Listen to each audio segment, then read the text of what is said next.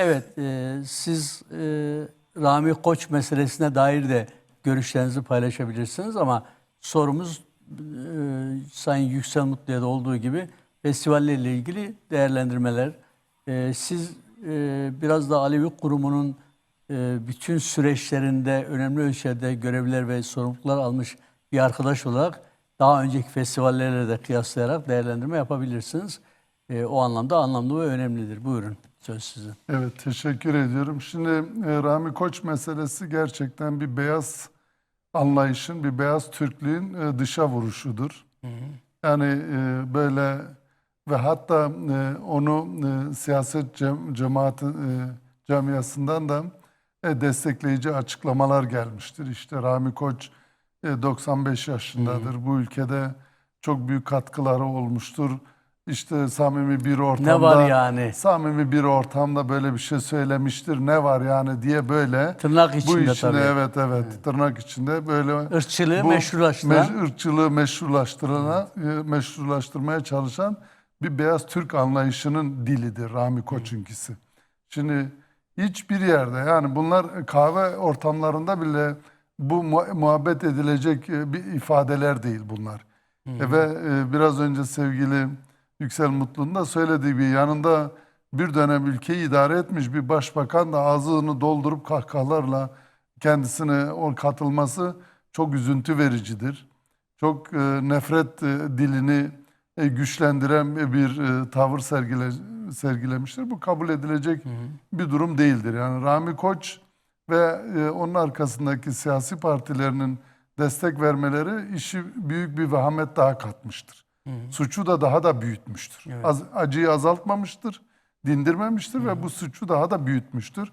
Ve bu dili, bu tip yaklaşımları nefretle kınıyoruz. Kabul etmiyoruz biz. Bu arada Rami Koç'un iş yerlerine yapılan saldırıyı da biz Tabii, kınıyoruz. evet. Yani o konuda Evet, öyle bir saldırının yapılması da anlamlı ve doğru değil. Hiç Biz onu da onları doğru. şiddetle Evet, kınıyoruz. o bizim yaklaşımımız değil. Biz tabii. onu da doğru bulmuyoruz.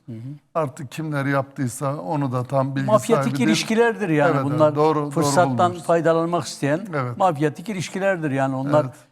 Kürt halkının, Kürt kadınının, demokrasi güçlerinin, Alevilerin, yurtseverlerin, devrimcilerin yapacağı işler değil onlar. Değil, hayır, Dolayısıyla değil. o da bizim gündemimizin dışında. Buyurun devam edelim. Festivallerle ilgili Festivallere değerlendirme. gelince başta Köln'deki B1 festivaliyle başlayan, bu bizim Almanya Alevi Birlikleri Federasyonu yaptığı ilk festival değil. Bu 5. festivalimiz.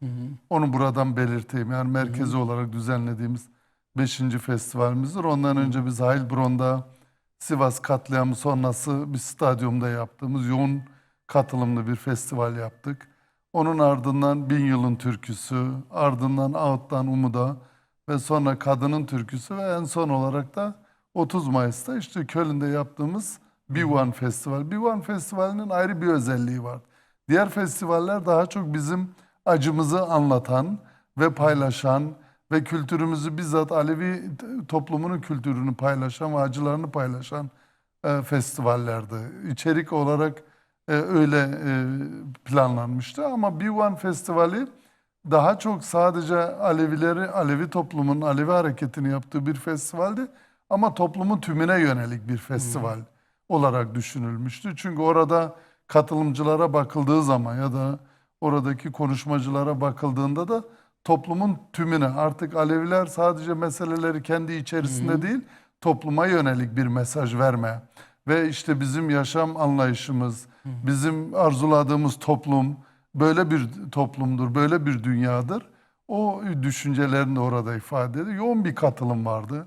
Yoğun gençlerin katılımı vardı. Yaklaşık Kadınların da katılımı evet, güçlüydü. yoğun gençlik ve kadınların katılımı vardı. Yani arkadaşların ifade ettiği gibi 10.000'e yakın bir katılım vardı. Ama bunun diyebiliriz de %80'i gençlik ve kadınlardı. Bu çok önemli ve kıymetliydi.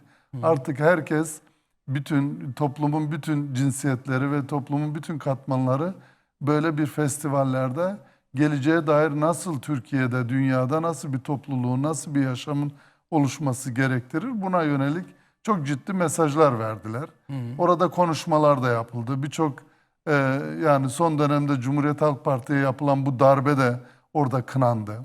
O da orada gündeme geldi. Festivalin bir parçası haline getirildi. Ve ayrıyeten sevgili DEM Parti Başkanı Tuncer Bakıran da konuşma yaptı. Federasyon temsilcilerimiz konuşmalar yaptılar. Hepsi birbirinden değerli Yani ve Alevi toplumu toplumunun bütünleştirici. doğasına uygun bir Çok, festival evet, oldu. Çünkü evet, Alevi evet. toplumu sistemle, ezenle, sömürenle bağırışık olmayan bir toplumsal özelliğe sahipti. Evet. Tarihsel yapısı itibariyle de, felsefi yapısı itibariyle de, inançsal özellikleri itibariyle bunlara sahipti. Dolayısıyla da bu festivallerin üçü de bu Alevilerin bu özelliğine seslenen festivaller oldular. Eyvallah, Yani eyvallah. Alevilerin devrimci demokratik özelliklerini güçlendiren, canlandıran, onu bir biçimde onun coşkusunu yaşamasına imkan ve fırsat veren özellikleri taşıdılar. Üçü de bu yönüyle önemliydi. Evet. Mesajlar bu anlamda netti. Dersim Evet. Festivali de gene aynısıydı. Dersim Festivali hem gerçekten Türkiye'deki bu demokratik toplumsal sorunlara, Türkiye'de yaşanılan bu barış sürecine yönelik çok ciddi mesajlar verildi orada. Artık bu sürecin biraz da ifade edildi, ağır da gitse bile ama bu süreç devam etmesi lazım. Toplum olarak böyle bir beklentimizin olduğunu, artık silahların devrede çıkıldığı bir dönemden geçip artık barış sürecinin, bir kardeşlik sürecinin, bir ortak Buraya yaşamının geleceğiz zaten ama siz devam edin. onun yaşatılması ve kurulması için ciddi mesajlar verdi. Frankfurt'taki yapılan Dersim Festivali'nde ve Londra'daki festival de gene aynı. Yoğun bir katılım vardı orada da ve orada da gene toplumsal ve Alevilerin geleceğe dair ve toplumun bir bütün olarak kardeşçe bir arada nasıl yaşayacağına dair bu festivaller çok ciddi mesajlar verdiler. Sadece bir müzikal, bir kültürel ağırlıklı değil, aynı zamanda ve Türkiye'deki yaşama dair de çok ciddi mesajlar verdiğini söyleyebilirim. Yani ben de gözlemlediğim şuydu. Zaman zaman eskide işte siyasete bulaşmayalım, siyaset yapmayalım söylemleri sahnelerle etkili olmasa bile halkın içinde konuşulurdu, söylenirdi.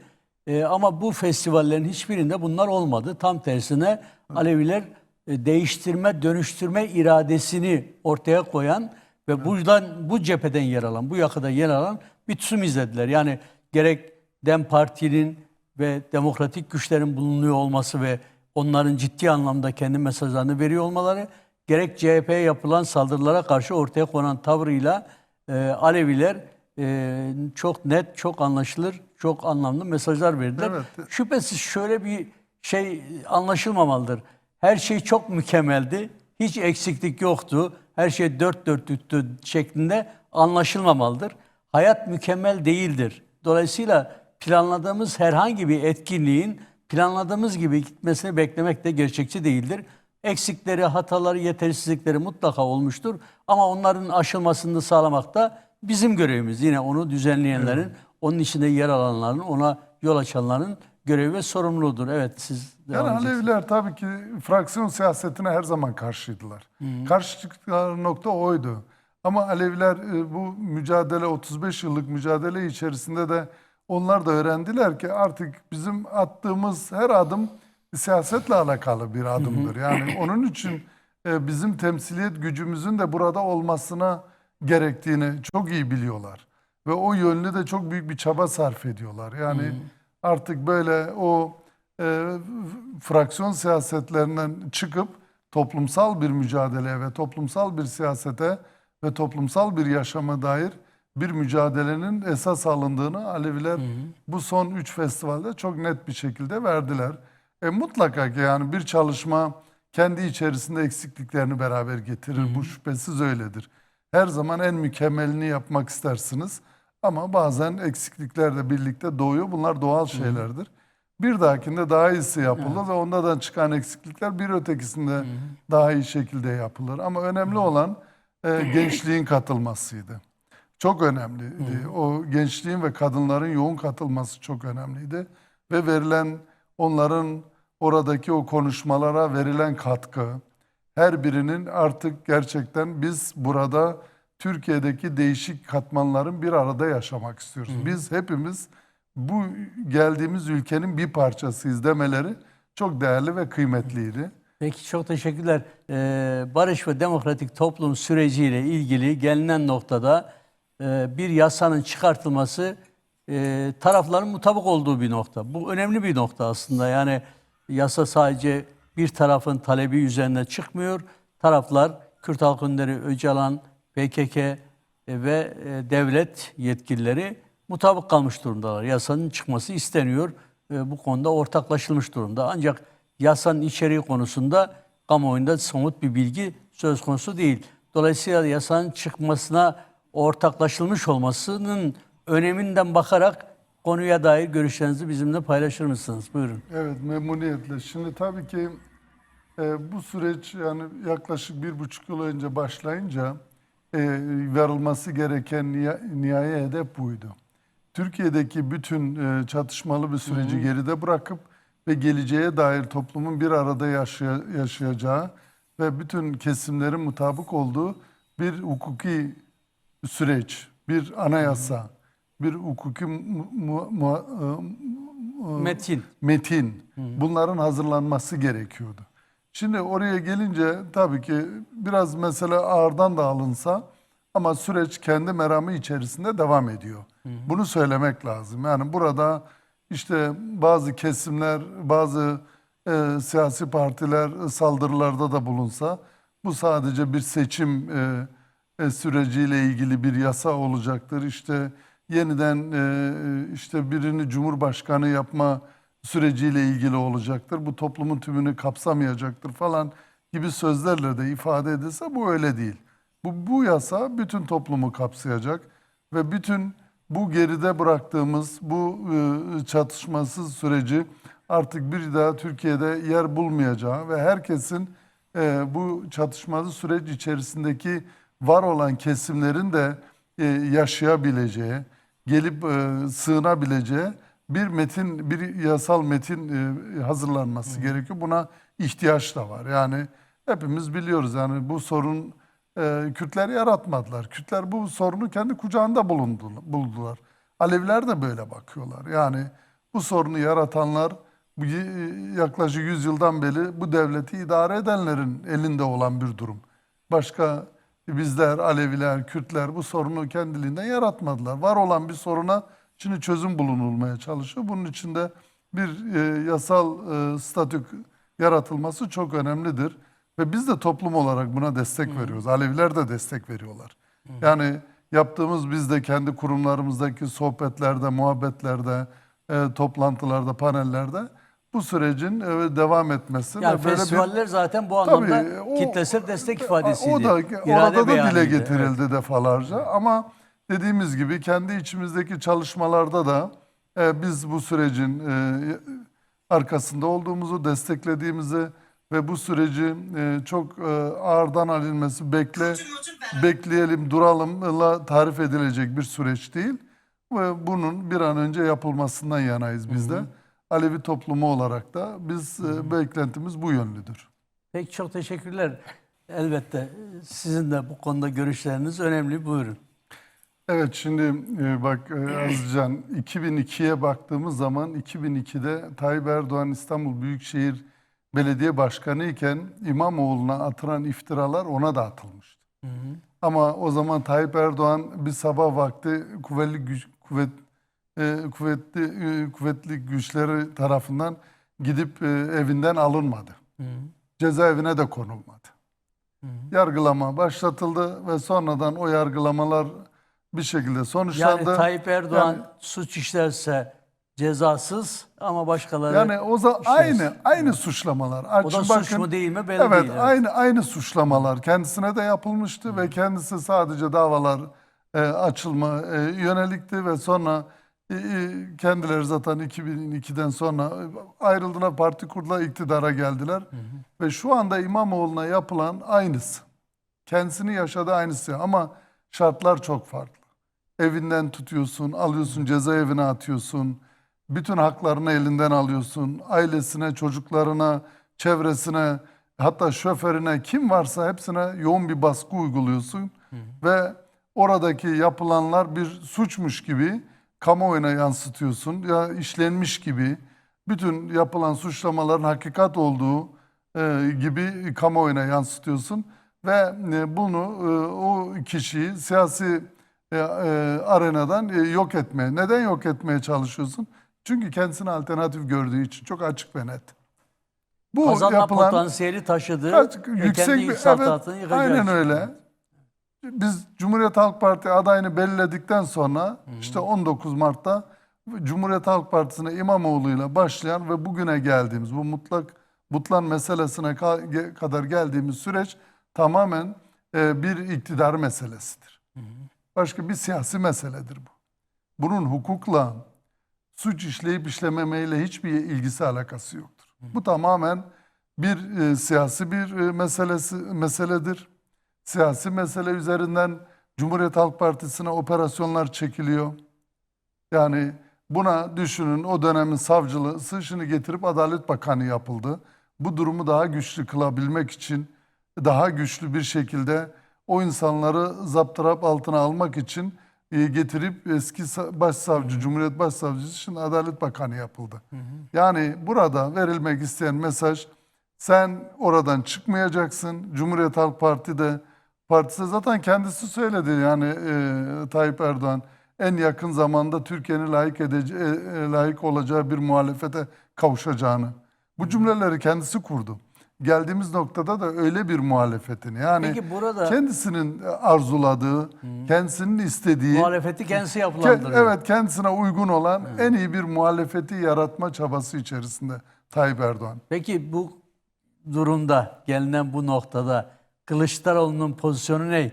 Hiç mi günahı yok? Şimdi çok açık ve net söylemek Evet. lazım. Bak, Kılıçdaroğlu daha düne kadar diyordu ki beni TRT'de bana bir dakika konuşma zamanı vermediler. Ben diğer artık o havuz medyası dediğimiz kanalları geçiyorum. TGRT'sidir, şudur budur falan filan, hepsini geçiyorum. Ama şu anda ne oluyor? Ve Kılıçdaroğlu orada baş aktör. Yani Kılıçdaroğlu bu davranış biçimiyle kimin çeşmesine ya da kimin değirmenine su taşıdığı çok açık şekilde toplum tarafından görülüyor. Biliniyor. Büyük bir suç işliyor.